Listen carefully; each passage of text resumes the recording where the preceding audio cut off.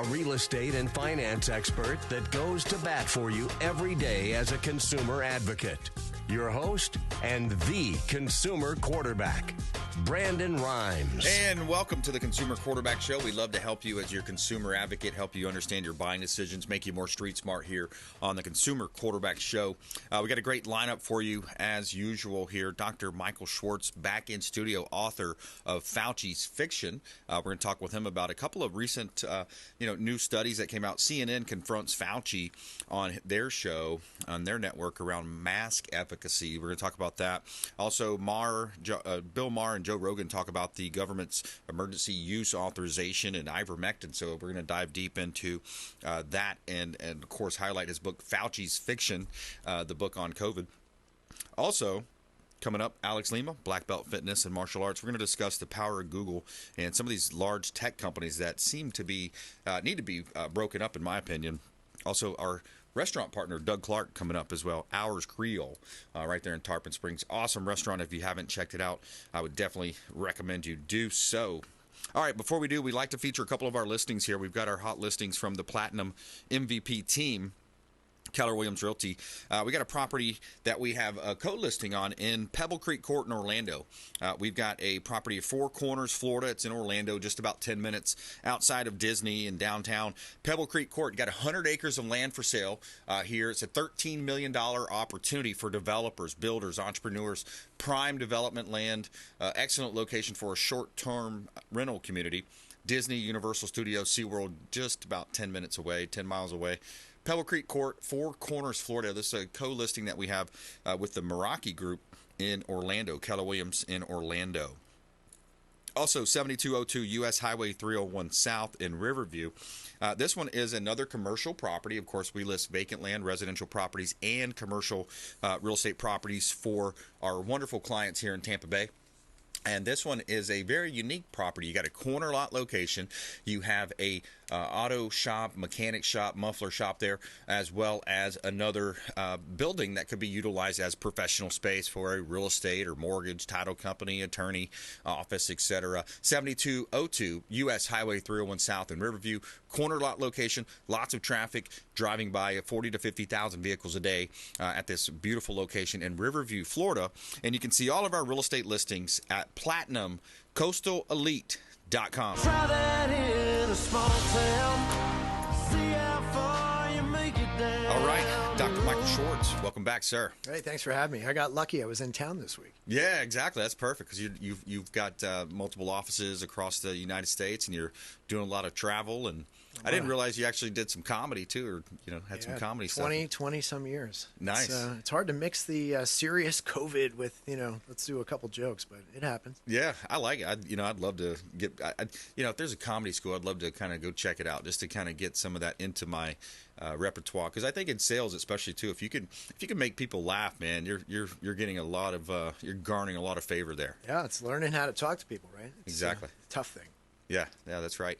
Let's talk about your book. Let's lead off with the Fauci's Fiction. Tell me some of your reaction.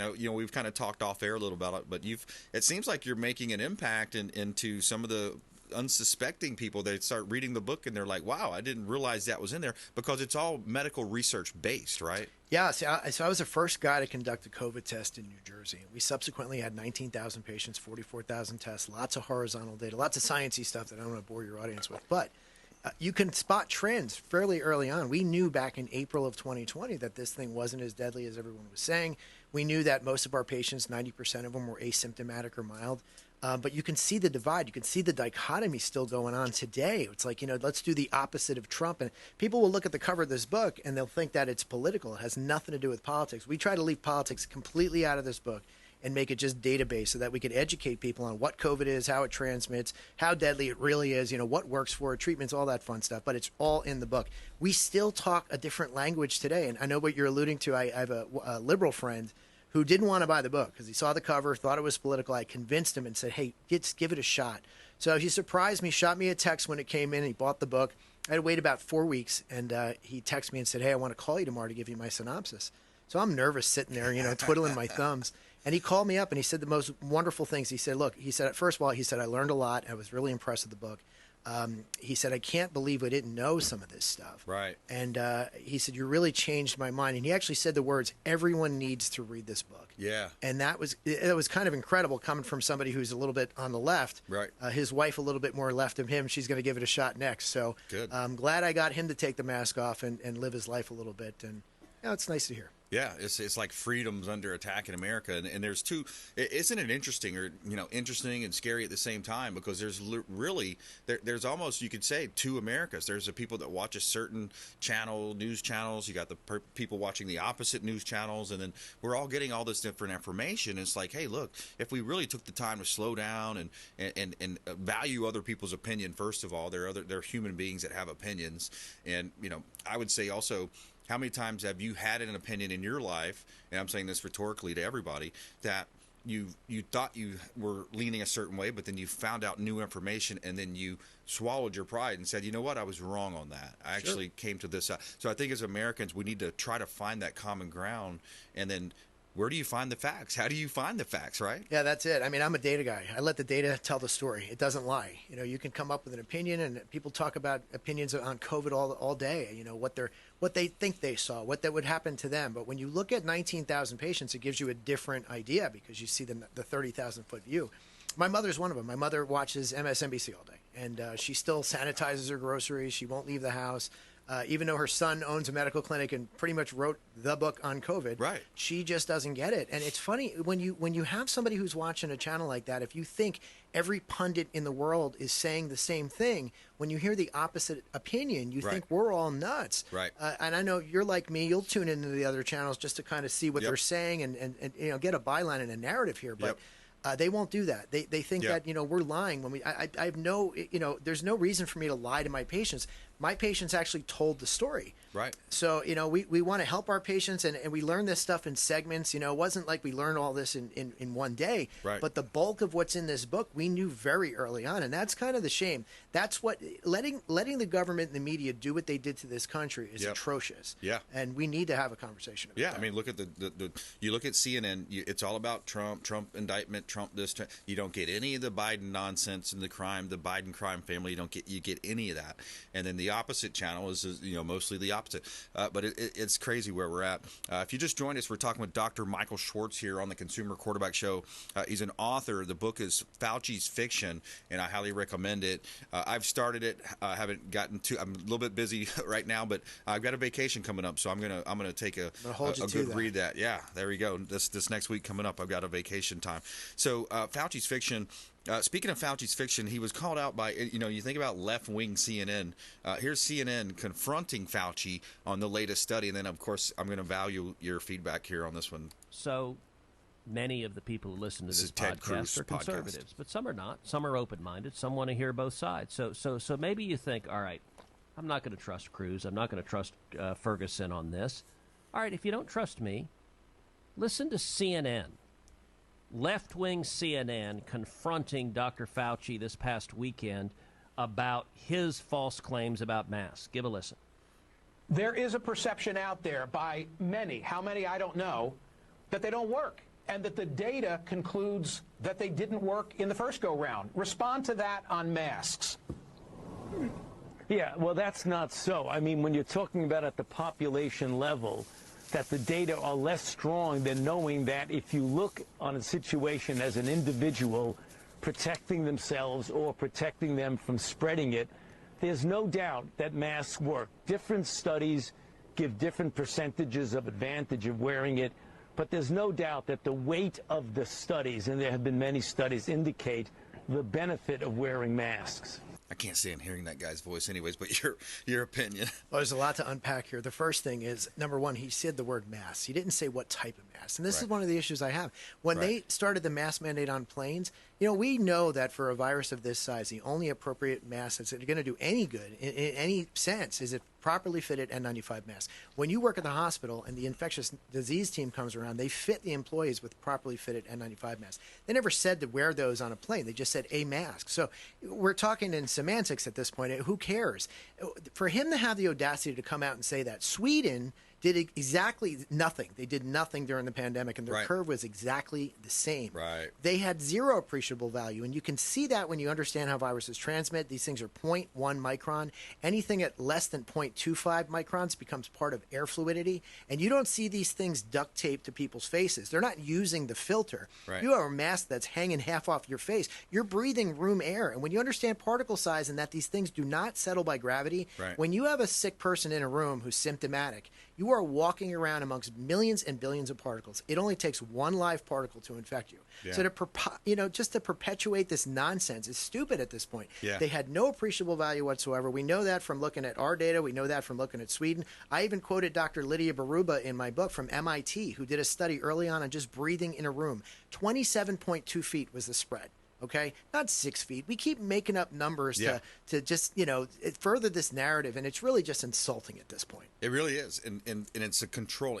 Let's face it.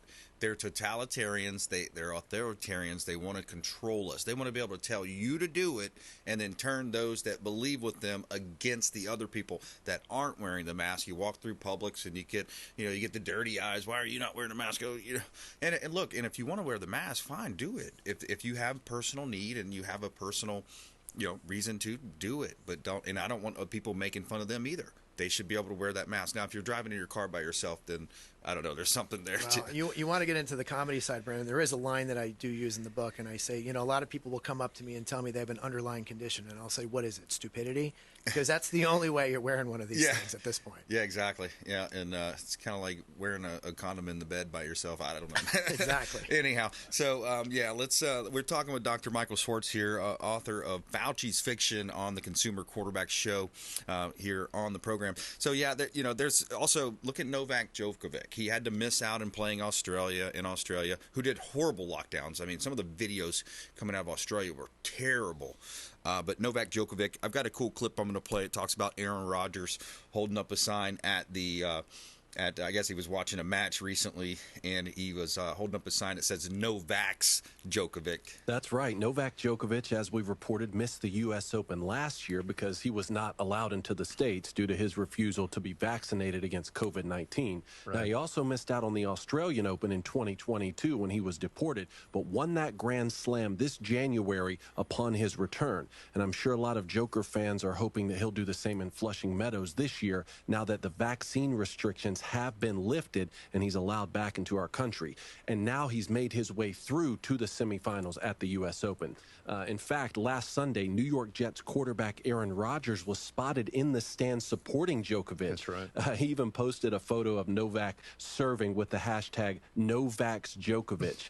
The image had a red line through the Moderna signage that was plastered on the tennis court's walls as a sponsor there. Rodgers himself has also been very vocal about not getting the COVID jab. Yeah. And by the way, John, Rodgers will play his first game as a New York Jet on September 11th against the Buffalo Bills at MetLife Stadium. Yeah, so Rodgers, he's going to be in a whole different atmosphere. He goes from the smallest market team to the largest market team, and having these types of, and kudos to these guys to be able to stand up and have these types of opinions. Well, it's still the Jets, so we have to make a joke about that, of course. Yeah, exactly.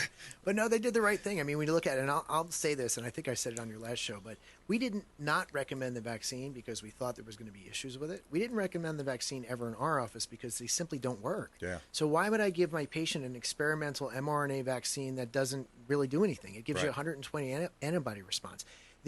There's a fallacy that you'll be less sick if you had the vaccine. That's just simply not true. The numbers pre-vaccine are the same as the numbers post-vaccine. Right. The reason why we had so many people die early on was because this was novel. We didn't know how to treat it. A lot of times the medical community was doing the wrong thing, putting people on vents way too early, bucking the vent. Right. That's what was killing people. Right. But the numbers pre and post vaccine are exactly the same. Right. So I don't understand why they keep trying to. It's like they bought the car. It's a lemon, but they just want to believe that it's the best car they ever bought.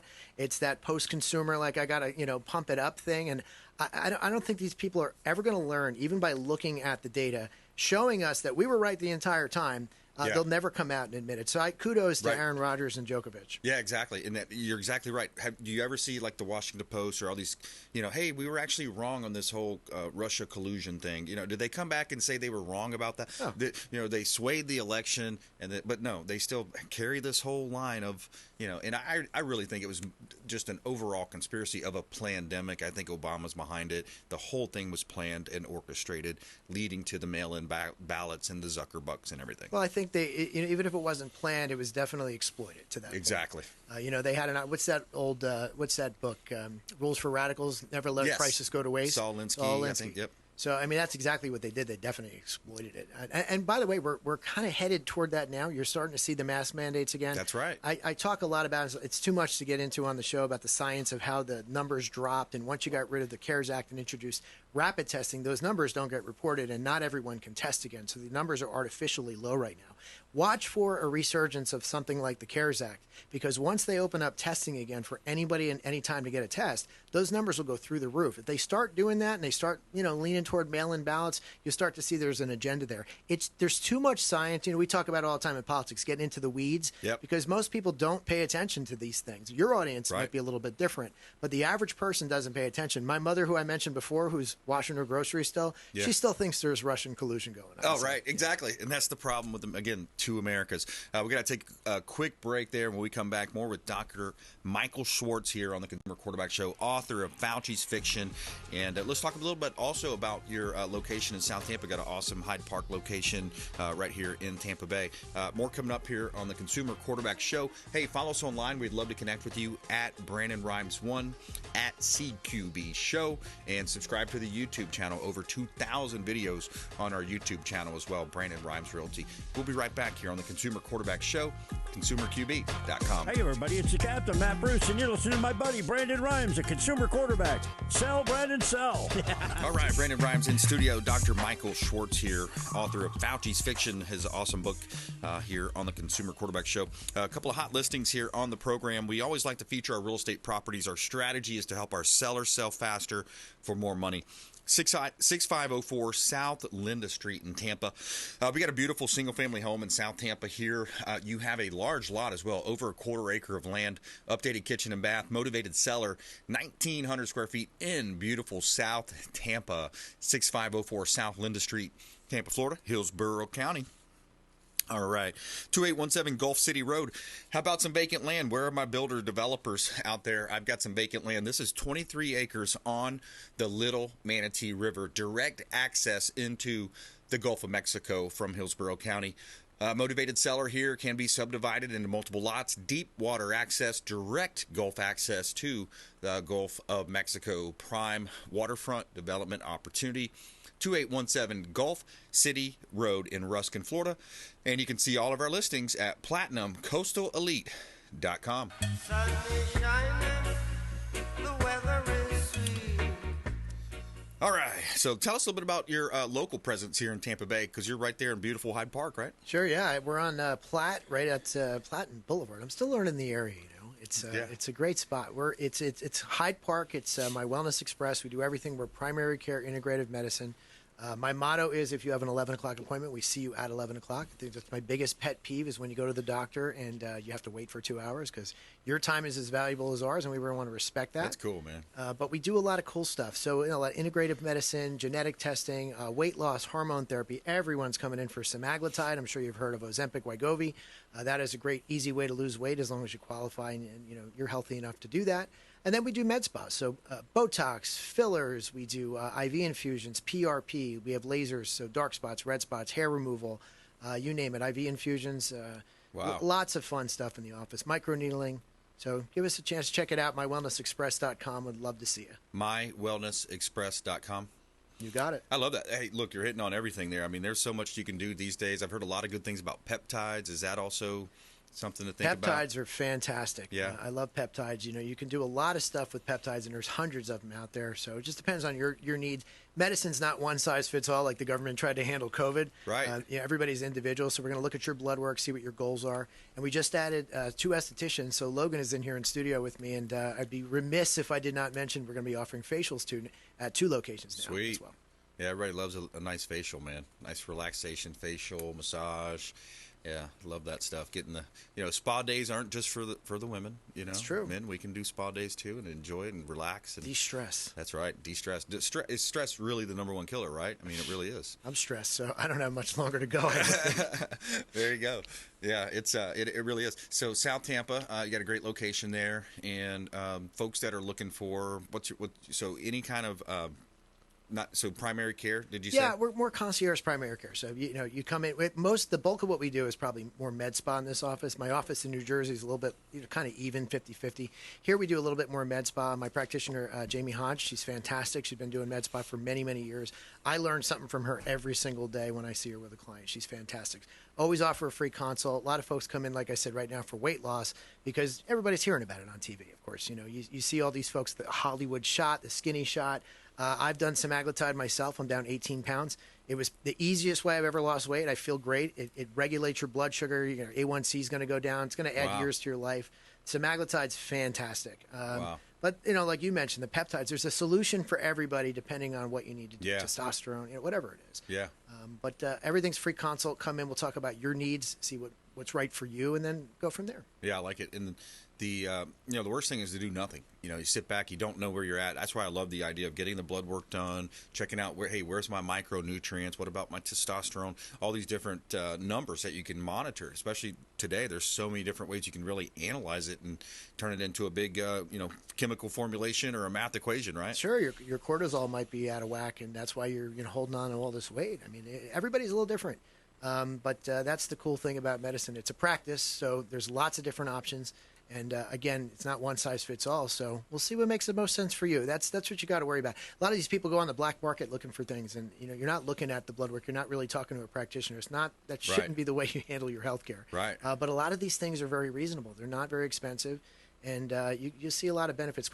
Me and semaglutide, 18 pounds in 2.5 months. Wow. And I just couldn't. I'm back to I was a former police officer many, many years ago in another lifetime. Yeah. But I got back to my academy weight, which was my goal, and now I feel great. That's awesome. I got to get back to my football playing weight right around 185. That was a nice, lean, mean Brandon Rhymes right there. I thought you were that. Now you look good. Yeah. Well, I'm 205 right now. All right. So there you go. Maybe you're I need within range. We can get you there. Semaglutide. Everybody calls it. That's the thing. Everybody calls it semaglutide. Semaglutide. Okay, semaglutide. There we go. All right, cool. All right, always nice catching up with you, Dr. Michael Schwartz, author, Fauci's Fiction. What's the website one more time? You can go to my website, michaeljschwartz.com, and for the office, it's mywellnessexpress.com. Awesome, good stuff. Thank you so much. Thanks for you. joining us. All right, coming up, Alex Lima, black belt, fitness and martial arts, self-defense. Also, I'm going to play a little clip here about the power of Google. And coming up after that, Doug Clark, Hours Creole, the official restaurant partner of the Consumer Quarterback Show, consumerqb.com. Thanks for listening to My Daddy's Show. Please make sure to send him all of your real estate deals and subscribe to the Consumer Quarterback Show podcast on iTunes and Spotify, or check out our YouTube channel.